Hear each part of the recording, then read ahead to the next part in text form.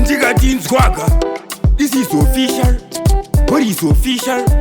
Nekuti basa racho ndatifutira toto matiki ngoma yoputika kuita kunge temiki usaite nekuti apana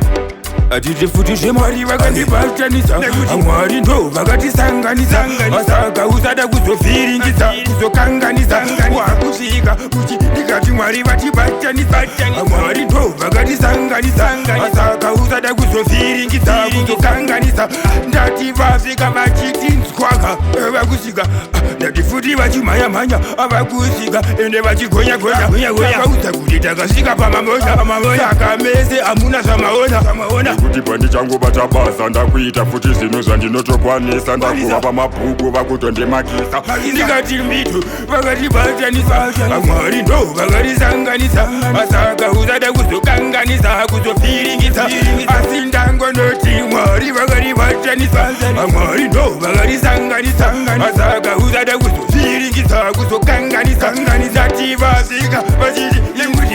vakasvika futi vachitobuda muzodzi nekuti ndakazonobata midzi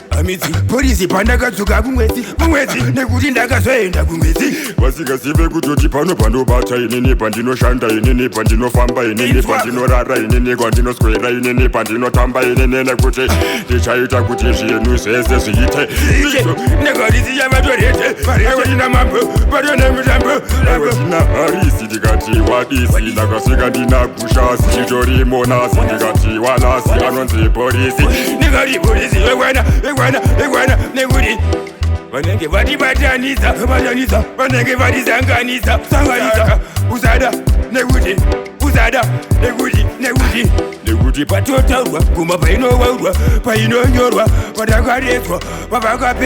pavakaredzwa ndikati mbitu vatibatanisa amwari ndo vakatisanganisa asaka usada kuzokanganisa kuzovhiringisa ndasvika ndichiti mwari vakatibatanisa amwari ndo vakatisanganisa asaka usada kuzokanganisa kuzovhiringisa ndasvika ndichiti ndikati nzwaka